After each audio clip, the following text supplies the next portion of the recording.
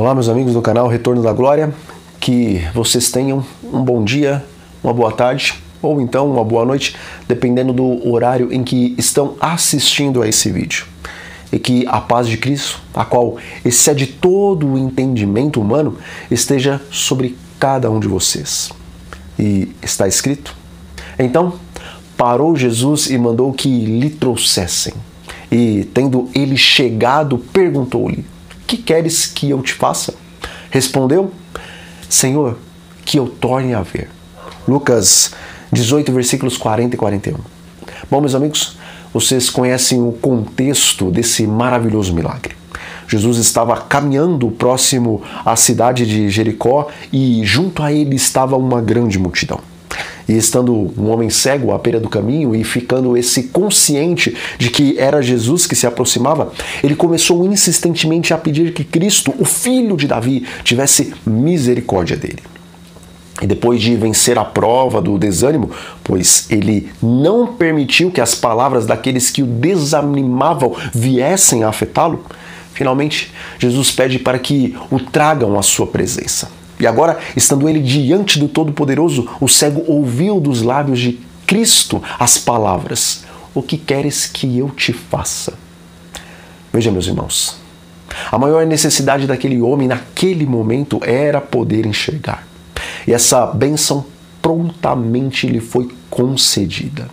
Mas, se eu perguntasse do que vocês mais precisam com relação ao momento em que estão vivendo exatamente agora, certamente eu ouviria muitas respostas diferentes da resposta daquele homem, da resposta a qual ele deu para Jesus. Isso aconteceria por causa das várias situações que vocês estão passando neste momento.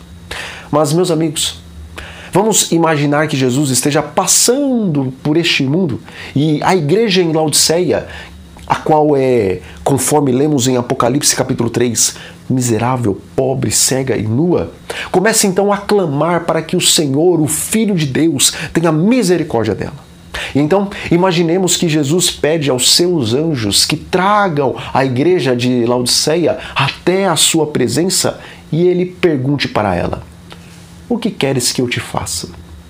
Bom, Bartimeu sabia exatamente o que ele precisava e por isso ele não hesitou um instante sequer em ir direto ao ponto, mas resolutamente ele disse que queria ver. Mas no caso de Laodiceia, será que ela responderia sem hesitar e iria direto ao ponto? Ou será que ela precisaria de algum tempo para pensar no que realmente ela necessita nesse momento para que ela pudesse então pedir para Jesus? Amigos, do que Laodiceia necessita? Diz o Espírito de Profecia: o que precisamos é o batismo do Espírito Santo. Sem isso, não estamos mais habilitados a sair ao mundo do que estavam os discípulos depois da crucifixão do Senhor. Mensagens Escolhidas, volume 1, página 411. Veja, na carta à igreja em Laodiceia, o Senhor revela que ela tem grandes necessidades, pois ela é miserável, pobre, cega e também nua. Mas quando lemos o livro Testemunhos para Ministros e Obreiros Evangélicos, páginas 174 e 175, vemos ali que a bênção do batismo do Espírito Santo, se fosse reclamada pela fé, ela traria todas as demais bênçãos juntamente com ela. Portanto, ainda que na carta à igreja em Laodiceia sejam apresentadas várias necessidades espirituais da igreja, todas elas seriam sanadas se tão somente tivéssemos a bênção que traz juntamente com ela todas as demais bênçãos, ou seja, se tivéssemos o batismo do Espírito Santo. Bom, quando ouvimos citações do Espírito de Profecia, tais como essa de Testemunhos para a Igreja, volume 6, página 86, a qual diz que todos fiquem impressionados com a necessidade do batismo do Espírito Santo e a santificação da igreja, para que sejam árvores vivas, viçosas e frutíferas no jardim do Senhor. Então, após ouvir isso, não nos resta nenhuma dúvida, irmãos, de que para a Senhora White, o batismo do Espírito Santo era essencial para a finalização da obra de Deus na vida do seu povo e também na terra. Pois, conforme vemos na história da figueira amaldiçoada, compreendemos que quando Jesus vier pela segunda vez a este mundo, a fim de levar ao céu os seus escolhidos, ele pedirá conta dos frutos espirituais. Pois as figueiras religiosas, que somos nós, ainda que se mostrem cheias e belas de folhas verdes exteriores da religião, se não tiverem frutos espirituais, os quais derivam de uma santificação progressiva obtida pelo constante derramamento do Espírito Santo em sua vida, então, tais figueiras não receberão as boas-vindas no reino dos céus e não poderão ouvir: "Vinde, benditos do meu Pai", mas escutarão: "Apartai-vos de mim, malditos, para o fogo eterno, preparado para o diabo e para os seus anjos." Mateus 25, versículo 41. Amigos, o relato bíblico que mostra o amaldiçoamento da figueira não estava ilustrando apenas o que ocorreria com os judeus.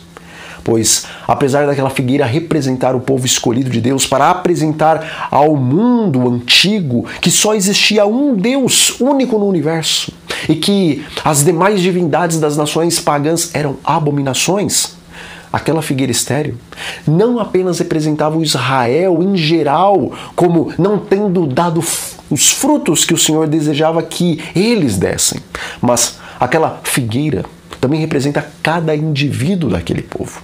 Pois, embora a nação foi amaldiçoada, ainda assim, todos aqueles que apresentaram os verdadeiros frutos do arrependimento e do Espírito Santo não apenas foram salvos, mas também foram altamente honrados, como é o caso dos apóstolos de Cristo. Contudo, a ilustração da figueira não apenas nos fala do povo e dos indivíduos de Israel, mas aquela figueira também aponta para cada período profético que a igreja passaria e cada indivíduo que professaria o nome de Cristo em todas as eras. E sendo assim, aquela figueira também representa esta última igreja, bem como cada indivíduo que professa a fé na mensagem dos 3 anjos. E embora nós sabemos que esta igreja, no geral, não será amaldiçoada, pois é a última igreja profética e após ela não há nenhum outro período, conforme nós vemos em Apocalipse, no capítulo 3, ainda assim, Deus nos deixa um recado bem claro dizendo que todos aqueles que não produzirem os frutos espirituais serão também amaldiçoados semelhantemente àquela figueira e, por fim, serão vomitados da boca do Senhor. Diz o Espírito de Profecia: os cristãos são tão culpados de não serem cheios do Espírito como os pecadores são por não se arrependerem. E, na verdade, por possuírem mais luz, os cristãos são até mais culpados do que os pecadores. Mensagens aos Jovens, página 78. Irmãos, sabendo o quão próximo está o fim e olhando para a igreja e contemplando a condição espiritual da mesma, Deus tem colocado no meu coração e no coração de outros irmãos trazermos mensagens concernentes à importância do verdadeiro batismo do Espírito Santo na vida de cada membro da igreja remanescente. E conforme esse texto que eu acabei de citar, vemos que a condição de muitos de nós diante de Deus não é igual, mas até pior do que aqueles que se encontram em rebelião aberta contra Deus e que não querem se arrepender. Pois se somos participantes do movimento profético ao Deus chamou para dar a última advertência ao mundo, então também somos responsáveis por aqueles que habitam nessa terra, assim como os apóstolos e os discípulos de Cristo eram responsáveis por aqueles que habitavam no antigo mundo. E assim como os pais da igreja cristã precisavam estar cheios do Espírito Santo a fim de revelarem o caráter de Cristo ao mundo, para que aqueles que se encontravam nas trevas pudessem ver a luz nos enviados do Senhor, e então aceitarem o convite da salvação, da mesma forma, nós, como os que darão a última advertência, necessitamos estar transbordantes do Espírito Santo, a fim de que o mundo veja em nós o caráter de Cristo e dessa forma, todos os sinceros de coração não possam resistir ao apelo que o Espírito Santo faz por intermédio das nossas vidas. Pois, meus irmãos, Embora os apóstolos e os primeiros cristãos tiveram um privilégio, o qual somente na eternidade se poderá avaliar a altura, a profundidade, a largura e a extensão desse bendito privilégio, caso os apóstolos e os primeiros cristãos desprezassem a importância da missão deles e não fizessem uma entrega de suas vidas à altura do chamado que eles tiveram, e não suplicassem o dom do Espírito Santo para a importantíssima mensagem que eles tinham para dar, então, somente no dia do juízo final, eles poderiam compreender a altura, a profundidade, a largura e a extensão da ira que recairia sobre eles por terem obtido tal conhecimento e por terem tido tal oportunidade, mas terem considerado essa responsabilidade da grande comissão de Jesus com descaso e desprezo. Meus amigos, nenhum ser humano é comum, pois o Criador do universo e de tudo o que nele há se fez homem para que pudesse salvar os homens. E nenhum ser humano é comum, pois esse Jesus que subiu ao céu, embora glorificado, ele possui sua natureza humana para todo sempre. E sendo assim, no trono do universo existe um Deus homem, um homem Deus. Mas a verdade é que existe uma classe de seres humanos ainda mais especial, e você e eu fazemos parte dessa classe. E a classe dos conhecedores da verdade presente, embora seja recheada de bênçãos que nossa mente é incapaz ainda de compreender, a verdade é que nós também fazemos parte de uma classe de seres humanos que tem responsabilidades as quais a mente finita ainda não é capaz de compreender. Portanto, meus amigos, esqueçam as coisas comuns que ficaram para trás, lá nas águas batismais, e pensem como soldados de Cristo. E sendo soldados de Cristo, nós estamos na maior das batalhas. E por isso, precisamos do armamento pesado contra o poder da carne, do diabo e do mundo. Nós precisamos do batismo do Espírito Santo.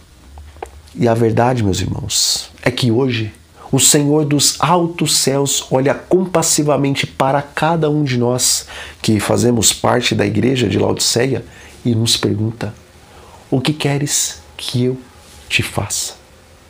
Bom, que a nossa resposta hoje e a cada dia seja: dai-nos o teu Espírito, ó Senhor. Então, nós ficamos por aqui, meus amigos. Mas antes, eu convido vocês a fazerem uma oração comigo. Senhor, nosso bom Deus e Pai, nós te agradecemos porque o Senhor nos chamou para fazermos parte desse movimento profético, o qual dará a mensagem mais importante que o mundo já ouviu. Senhor, mas assim como os primeiros discípulos nada podiam fazer por eles mesmos, nós também não podemos. Portanto, Pai, dai-nos o teu Espírito e santifica a tua igreja para a tua glória. E dai-nos também poder para efetuarmos essa obra. Isso nós lhe pedimos e agradecemos em nome de Jesus. Amém. Bom, que a graça do Senhor esteja sobre cada um de vocês e também sobre os seus familiares. Um grande abraço a todos e até a próxima.